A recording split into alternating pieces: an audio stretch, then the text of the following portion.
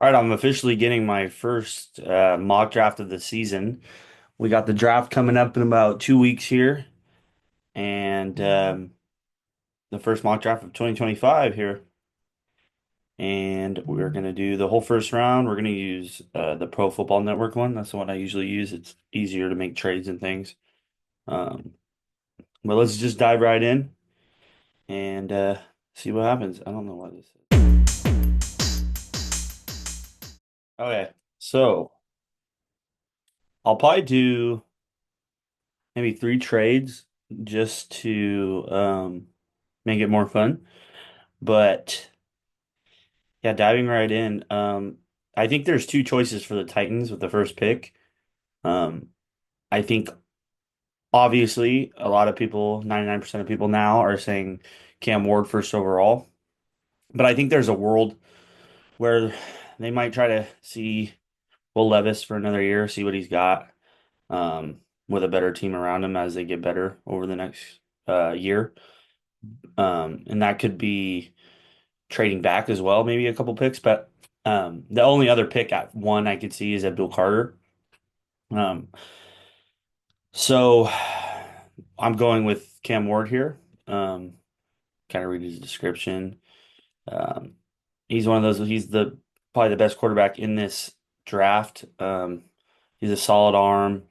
Um, he's a little raw, so it's gonna take him a little bit to um, develop into a good quarterback. But I could see him becoming similar to like a Jaden Daniels, you know.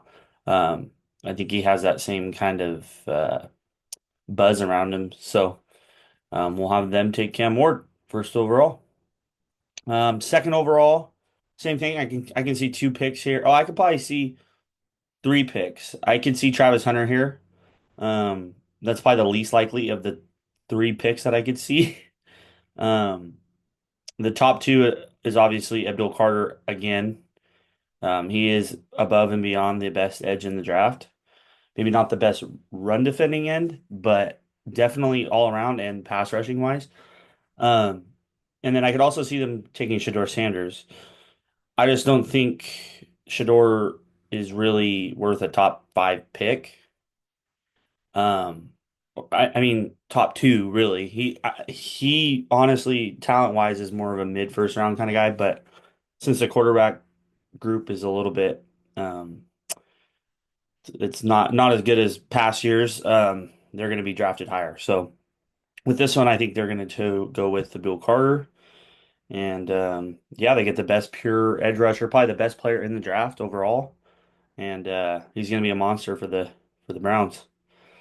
With the third overall pick, again, I could see two different picks here.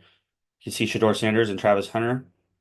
I do think that with them signing Russell Wilson and Jameis Winston, and also still, not that he really matters, but they still have Tommy DeVito.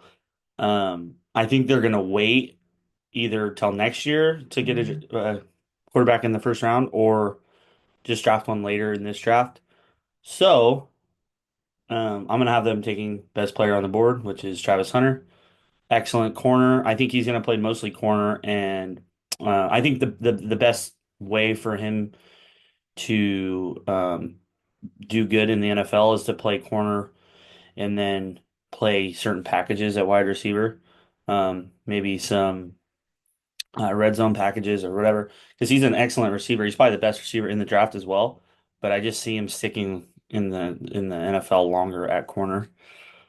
Um, okay, but moving on to the Patriots pick, I think with the moves they've made in this offseason, signing Stephon Diggs, bolstering that wide receiver room, getting help for Mac Jones or Mac Jones, wow, for Drake May.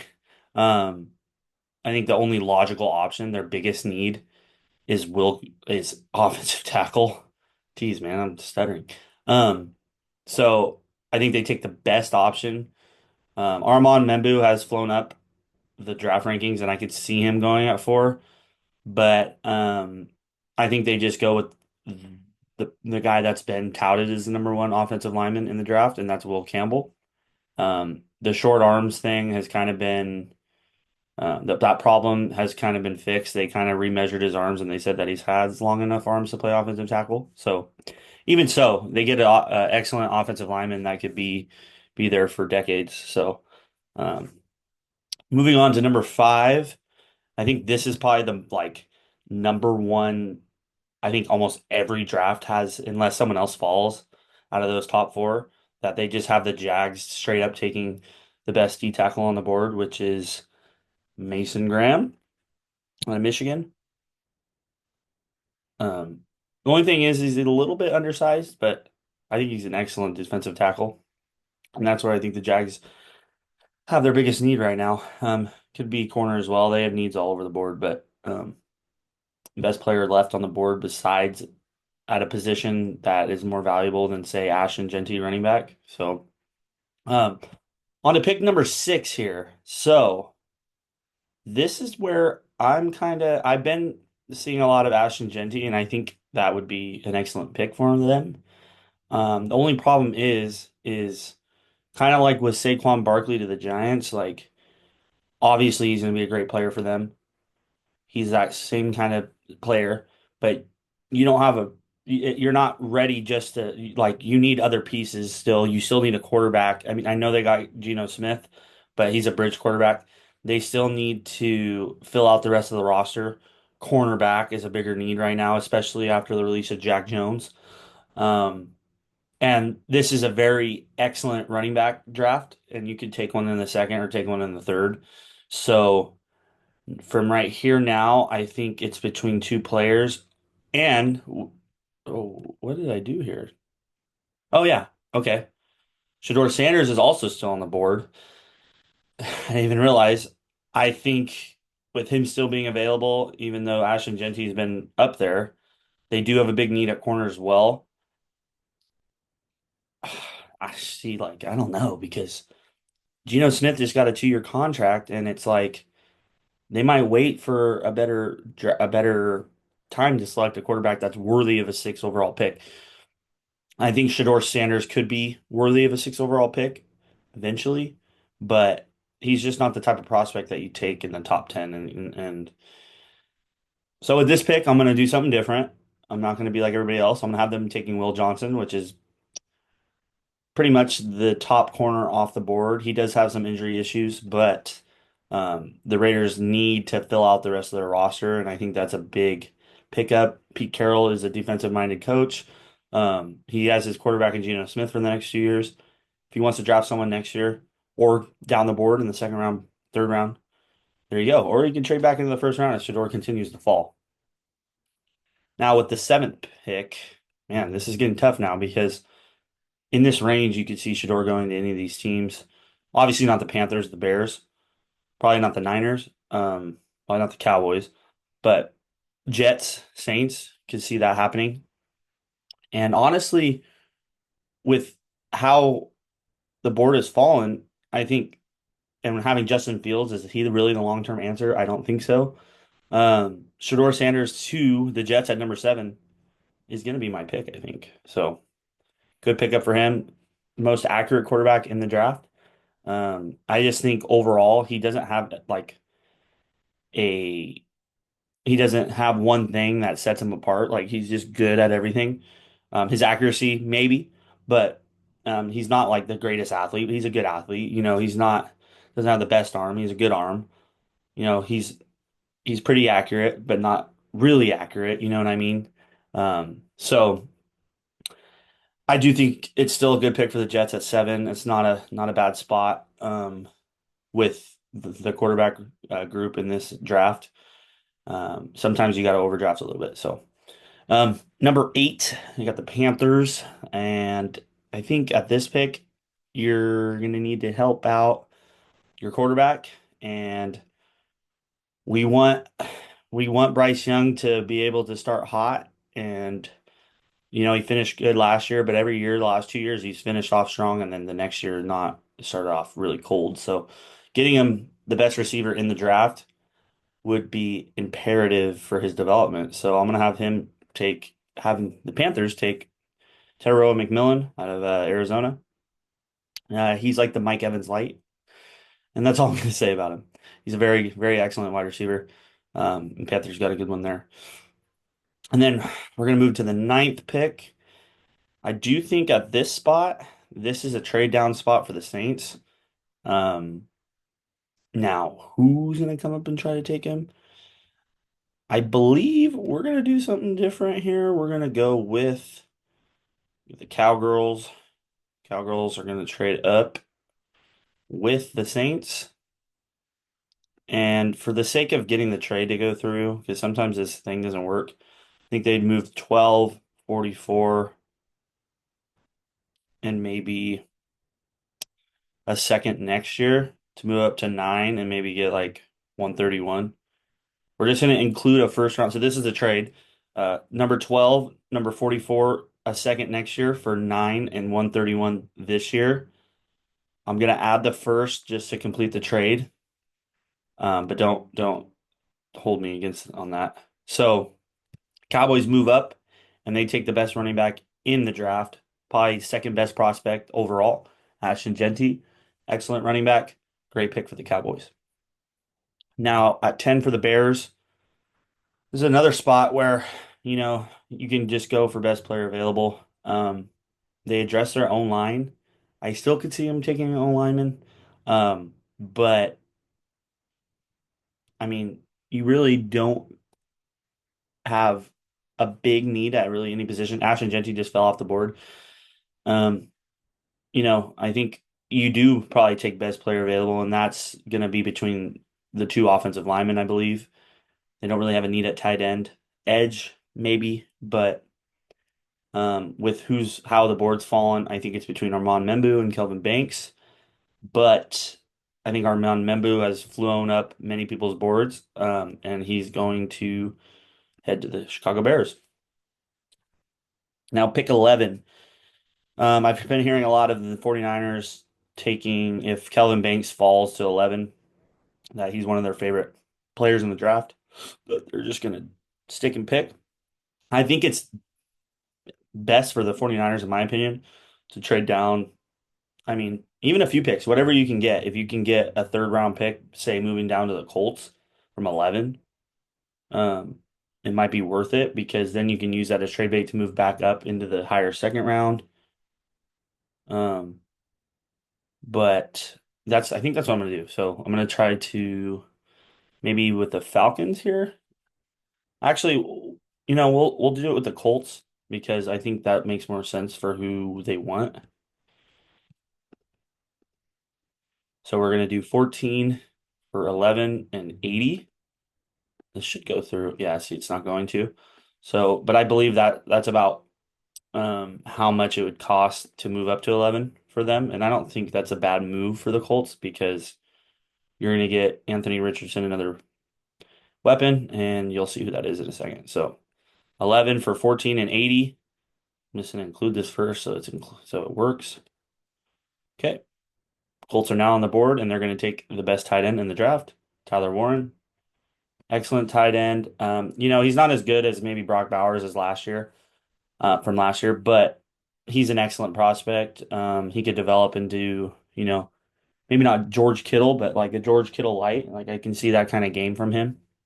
Excellent prospect out of Penn State. And yeah, that's the Colts pick there at 11. Moving on to 12, I think this is a good spot for the Saints. I think they were going to take edge all along. And from how the board's been falling, like the only edge that's went was Abdul Carter. So they're really in a good spot at any of the other edges on the board. Um, and to me, for the Saints, I believe it's between Jalen Walker and Shamar Stewart. And I'm going to do Shamar Stewart here. Excellent, excellent athlete. They like their athletes. You got the Chase Young, hasn't really shown productivity wise, sack wise in college, but he is definitely one of the top athletes in the draft. And he could develop into an excellent edge for the Saints. Going to number 13 here, um, we have the Dolphins. And sadly for the 49ers, I think this is where they're going to take an offensive lineman with the retirement of Teron Armstead. I mean, even if he didn't retire, they need offensive line. So I think that's an easy pick for them. Kelvin Banks, excellent offensive tackle prospect. He could move inside. But I do believe he's just going to stay at tackle and help out either on the left or the right side for them. I think, yeah, he's probably just going to stick on the left side, I think, with Armstead retiring. And so at pick 14 for the 49ers, um, now that they got to trade back, don't mind the first round pick. They have that extra third. So later in the first round, maybe higher second round, I could see them trading back up with that third, hopefully, and some of their other picks because they're not going to take 12 picks in this draft. I mean, that's just absurd. They need some more blue chip prospects, so they're going to need to trade up. But at this pick, um, this board doesn't really have it falling. Like Walter Nolan's down at 26, but I could see him going in this range. You could also see Derek Harmon, they've been sending, predicting, mocking to the 49ers. But I do think they still want Walter Nolan. He's a better athlete, probably. Um, Great pass rusher. He's had those character concerns, but he's very young. He's a very excellent athlete. If you can develop him even more, you could have a Christian Wilkins type player there. So for the 49ers to add a third round pick and still get the guy that they wanted at 11, why not? So we're gonna have them taking Walter Nolan at 14. Going to 15. Um, I've had a couple different mocks here. Um, with, you know, I think edge is always just like that's always what I choose for the Falcons, and I think that's where I'm still gonna go. And I've seen Mike Green at this spot. I think he's gonna fall a little bit. Jalen Walker has been kind of under the radar. He can play backer, linebacker. He can play edge, so you can move him around a little bit. And I think that's excellent for Raheem Morris over there. He likes his edge rushers. Hopefully, with him finally being, Falcons can actually start getting some sacks with this pick. Excellent player out of Georgia there. Moving on to the Cardinals. Um, this one, they could go a couple different ways. They could go wide receiver. I do think D line is probably their best. Like that's where they need to go. They need to go with an edge or a D tackle. Um, and I think Michael Williams out of Georgia is an excellent pick. Another great athlete who he got hurt last year and didn't get to show. He played injured all year. Didn't get to really show, who he is as a player. But he's probably up there. If he was healthy, he would be top five pick. Excellent edge. Great pick for the Cards. On to pick 17 here. Same thing. They need an edge too. And with the edges starting to go, we got two edges in a row. We had a D tackle right before that. The Bengals taking Mike Green. I'm a big fan of Mike Green. I don't believe in the character concern thing. I think that's just trying to get him to fall, trying to devalue his stock. Um, he's an excellent player out of Marshall. They did play against, lower division teams, but with what the productivity, the move from wide receiver, he's very fast. He's going to be a great edge. He's a little undersized weight wise, but I think if he puts on some pounds, he could still be, an excellent edge. So good pick for the Bengals there. On to Seattle at 18. I'm going to go a little bit quicker here because I'm going really slow. Um, I see the Seattle Seahawks here. They really have a big need at offensive line. Um, I don't know who's, yeah, I could see Josh Simmons. He's an excellent, and I think that's actually where I'm going to go. They need offensive line. They have Sam Darnold. They need to be able to protect him. They signed him for a couple of years. He might be more of a bridge as well, but this is not a pick where you're going to go quarterback. You need to build that offensive lineup. You might go wide receiver here. You just need to help Sam Darnold in any ways try to win. So that's where I'm going. Josh Simmons, excellent player out of Ohio State. If same thing kind of with Michael Williams. If he didn't get hurt, he'd probably go top 10. He's one of the probably the best athlete out of offensive tackles, maybe besides Will Campbell and maybe Armand. I mean, there's an argument. He's up there. So excellent prospect to pick there at 18. 19 for the Bucks. I think this is kind of an easier pick. They got to go with a DB. I think Malachi Starks is also a top 15 type prospect, and he's excellent. So that's where they're going. Build up that freaking DB room, get some guys in there. Excellent pick for the Bucks. Pick 20 here. We got the Broncos. Um, I've seen a lot of different wide receivers here. Don't really think this is a running back spot. You can still get a running back in the second. That's going to be top five type running back in this draft. Um, well, so right here, I think it's got to be wide receiver or tight end. Um, Colston Loveland's a great prospect. I think I'm going to go wide receiver here. Luther Burden. They have bigger type receivers already, and he's the slot kind of guy, route runner maybe that they need. So I think Luther Burden's going to be the pick there. Pick 21. We got the Steelers on the board. I think this is an auto pick here. You're going to go with Matthew. Oh, no, because they got DK Metcalf. Oh, slow down here. Whoa. Um, they still do need a quarterback. I think D tackle and corner are a bigger need. And with Jahdae Barron falling down to 21, he at one point he was getting predicted to be top 10 pick. And I think you got to go there. He has the versatility to play safety, corner, slot. I think they'll end up just playing him at outside corner, but excellent guy out of Texas, great player, good pick for the Steelers. Um, Moving on to the Los Angeles Chargers. Um, I think this is kind of more of an auto pick type too. I think they could go straight up and just go Colson Loveland there. Excellent tight end out of Michigan. Um, maybe not as good as Tyler Warren, but he's up there. Very good player. So moving on to the Green Bay Packers. I think this is a spot for an edge as well, or corner. You can see corner here, but I don't know who's. Yeah, I think it's not the time at 23. Um, Nick Scorton's probably going to be or Donovan right here. This guy is good. This guy is the type of player that's fits their system, outside linebacker type. They still got Rashawn Gary and can play on the other side of him. Early downs, you can start just by playing pass rushing downs, but I think, even with this smaller size, he can become a great player for them. So have them taking Donovan Izaraku, I think that's how you say his name, out of Boston College. And then on to the Vikings pick.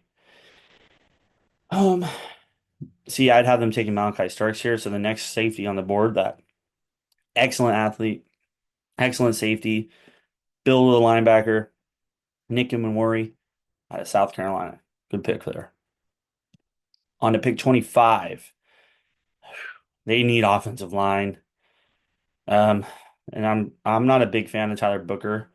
I am a big fan of Gray Zabel, and I think that's where they go. You have position versatility there. You can play guard, you can play center. He's a tackle at North Dakota State, but he's not going to stick at tackle in the NFL. So you have that positional versatility to, play him at guard or center. So good prospect out of the North Dakota State there. On to the Rams pick. This is one I've kind of been just picking like auto pick kind of play here every time, and that's Jahad Campbell. They need help at linebacker. They have basically no linebackers, and he'd be excellent in the middle of that defense. Pick 27, we got the Ravens. This one I also kind of been more of an auto pick. I think James Pierce fits that Raven type, you know. He's one of the top edges as well. Had some character concerns that's kind of made him fall in the draft. Unlike Mike Green, I feel like Mike Green's kind of stuck around top 20. James Pierce has kind of fallen into the second half of the first round now. But I still think he's an excellent pick. I think, like I said, the character concerns things is to devalue them a little bit, try to get them to fall. So good pick for the Ravens there. Lions now on the board. Kind of sucks they don't really have like I could see them trading up for an edge or a D tackle. Maybe not D tackle, but yeah. See, I don't. Yeah, this is a tough spot. In corner you could see, but not probably not at this spot. And probably not safety. I mean, offensively, I don't. Yeah, like I don't think so. Wide receivers right here. I don't. Definitely not running back. You probably just go best player available, and that might be at a position that you need because I don't know if you really need a D tackle. You can always use more D tackles though. And we're just gonna go Derek Harmon, debatably the best D tackle all around D tackle in the draft out of Oregon. He's really only had 1 year of excellent play. Um, Not the sharpest run defender I've heard lately, but huge mountain of a man. He's gonna fit perfect for that Lions defense. They just could get some extra bodies on that D line, and with Aiden Hutchinson, Derek Harmon, you could have the other D tackle. I can't remember his name. Excellent, excellent pick there. Good pick at 28. Washington Commanders at 29. I think this is probably Nick Scorton here. It's another spot where it's like best player available. They could use some help on the edge. I think edge is always something that every team mostly could use, unless you got, Nick Bosa and frickin' Miles Garrett or something. But you always have extra D linemen. You always have a ton of defensive specialists. So Nick Scorton's another Texas A&M guy who is a great athlete, but doesn't necessarily have the productivity to show sack wise. But sacks aren't the end all be all. I kind of like to look at pressures. Obviously, you want pressures to finish with sacks, but sometimes if you're pressuring you're the number one in pressures, but you only have 6 sacks, that doesn't mean you're not as valuable as someone that has 10 or 11 sacks. That's 50th in pass rushing productivity. You know what I mean? So sometimes it's just all luck when you finish on sacks. So good pick for the Commanders there. And then on to 30, we got the Bills. Um, yeah, I think I could see a corner here. Wide receiver, wide receiver actually is probably going to be my pick. They do need some help at wide receiver. I know they have some young guys.